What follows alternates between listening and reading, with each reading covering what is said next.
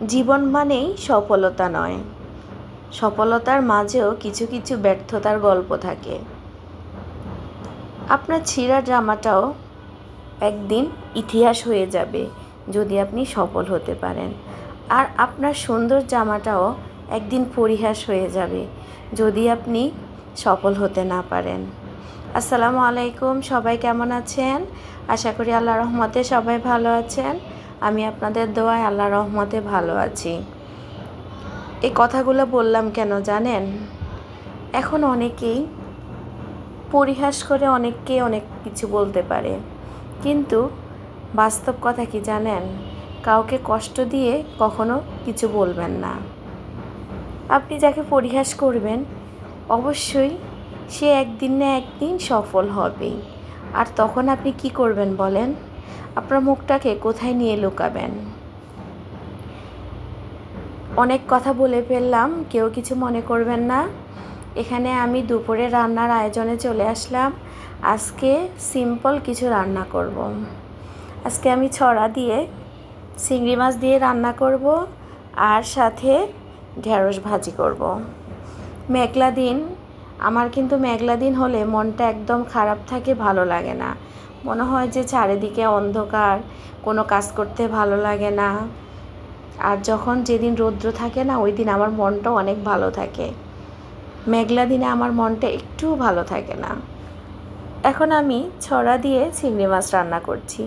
এখানে আমি পরিমাণ মতো সব রকমের মশলা দিয়ে, হলুদের গুঁড়া, মরিচের গুঁড়া, ধনিয়ার গুঁড়া, জিরা বাটা, রসুন বাটা, আদা বাটা, এগুলো দিয়ে আমি মশলাটা কষিয়ে নিচ্ছি।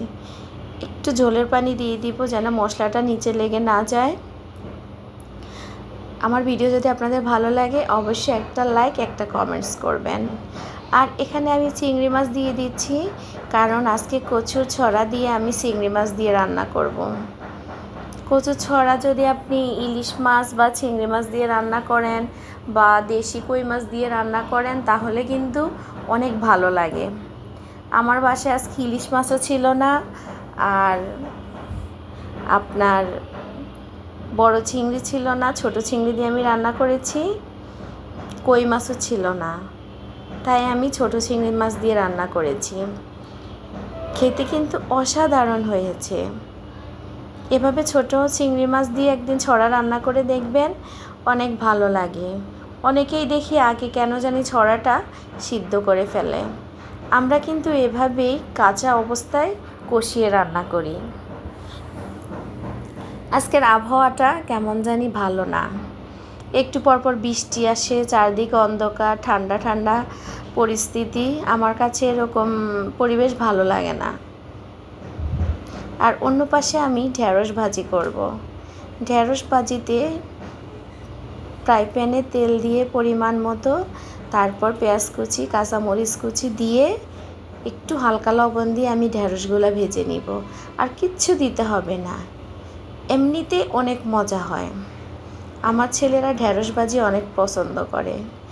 আর আমার ভয়েসের মধ্যে যদি আপনারা বাইরের কোনো সাউন্ড পান তাহলে প্লিজ কিছু মনে করবেন না, কারণ পাশের বিল্ডিংয়ে কনস্ট্রাকশনের কাজ চলতেছে, তো এজন্য বিভিন্ন রকমের শব্দ শোনা যাচ্ছে। তারপর আপনাদেরকে একটু বাইরের পরিবেশটা দেখালাম। বাইরের পরিবেশটা আজকে একদমই ভালো না, কেমন জানি বৃষ্টি ভেজা। আমার কাছে বৃষ্টির দিন কিন্তু ভালো লাগে না। আমার কাছে ভালো লাগে রৌদ্রোজ্জ্বল দিন। গরম লাগুক, তারপরও চারিদিকে তাকালে একটা শান্তি শান্তি লাগে। এই যে চলে আসলাম বারান্দায়, আমার গাছগুলো একটু দেখালাম আপনাদেরকে। আগে আমার অনেকগুলা গাছ ছিল, কিন্তু এখন দেখা যায় গাছগুলো যখন বেড়ে ওঠে তখনই আমি কোথাও 2-3 দিনের জন্য, 4-5 দিনের জন্য চলে যাই, তারপর গাছগুলো আবার নষ্ট হয়ে যায়। তাই এখন আর গাছের পরিচর্যা করতে কেন জানি ভালো লাগে না। আর এই যে দেখেন আমার ঢেঁড়স ভাজির ফাইনাল লুক। ঢেঁড়সের কালারটা কিন্তু সবুজ হয়েছে। ঢাকনা দিয়ে ঢেঁড়স ভাজি করবেন না, তাহলে কিন্তু ঢেঁড়সের কালারটা নষ্ট হয়ে যায়। আমি যেভাবে রান্না করেছি অবশ্যই একদিন এভাবে রান্না করে দেখবেন, অনেক ভালো লাগবে। আর এটা হচ্ছে আমার ছড়া দিয়ে চিংড়ি মাছ রান্না করার ফাইনাল লুক। এখন আমি ধনেপাতা দিয়ে দিব, কারণ আমার রান্নাটা শেষ। এভাবে হলুদের মাঝে একটু সবুজ হলে কেমন লাগে বলেন তো?